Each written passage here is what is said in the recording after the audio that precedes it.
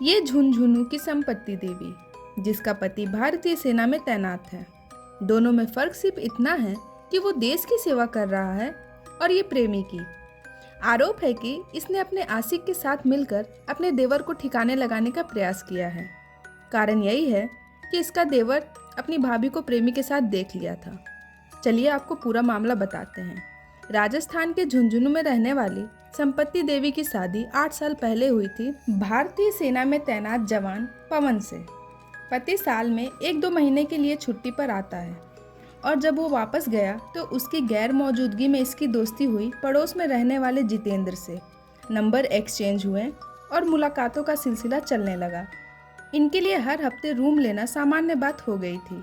मंगलचंद को भाभी के चरित्र पे शक तो पहले से ही था, लेकिन यकीन तो तब हुआ जब वो जितेंद्र के साथ गाड़ी में घूमते देख लिया। भाभी और देवर दोनों ने उस दिन एक दूसरे को देखा। भाभी उम्र में बड़ी थी तो मंगलचंद ने फैसला लिया जब भाई छुट्टी पर आएंगे तब वो उसे सारी बातें बताएगा। इसका और एक कारण ये था कि वो अपने भाई को परेशान नहीं करना चाहता था। संपत्ति देवी को भनक लग चुकी थी कि आज नहीं तो कल ये बातें जरूर बताएगा। उसके बाद ये बात उसने अपने प्रेमी को बताई। उनके पास अब ये चुनौती थी कि ये मंगलचंद का मुंह कैसे बंद करें। शुरुआत में ये प्लान बनाया गया कि क्यों ना मंगलचंद को रास्ते से हटा दें, उसकी हत्या कर दें, लेकिन ये बात उनके बस की नहीं थी। कैसे चुप कराया जाए ये सोच में पड़ गए। इसके लिए जितेंद्र ने 282 ग्राम अफीम खरीदी और दे दिया संपत्ति को। और जितेंद्र ने संपत्ति को समझा दिया कि कल जब मंगल घर से निकलेगा तो उसकी गाड़ी में ये अफीम रख देना और फिर मैं पुलिस को फ़ोन करके उसे फंसवा दूंगा। हुआ भी ठीक ऐसा ही। अगले दिन मंगल जब घर से गाड़ी लेकर निकला तब संपत्ति ने गाड़ी में अफीम रख दी थी।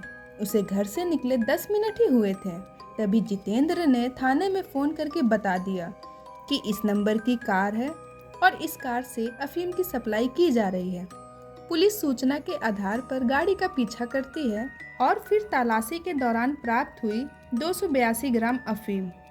जब मंगल के पास से ये अफीम बरामद हुई तब उसके साथ गाड़ी में बैठा था उसका साला। दोनों हिरासत में लिए गए और दोनों से कड़ी पूछताछ की गई। लगातार रिमांड के बाद भी उन दोनों का एक ही जवाब था कि ये उनकी नहीं है। ना वो किसी बेचने वाले को जानते हैं और ना ही किसी खरीदने वाले को।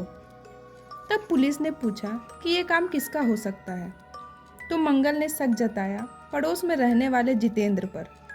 मंगल ने बताया कि पिछले 2-3 सालों से मेरी भाभी का चक्कर चल रहा है पड़ोस में रहने वाले जितेंद्र से, और कुछ दिन पहले मैंने इन दोनों को साथ में देख भी लिया था।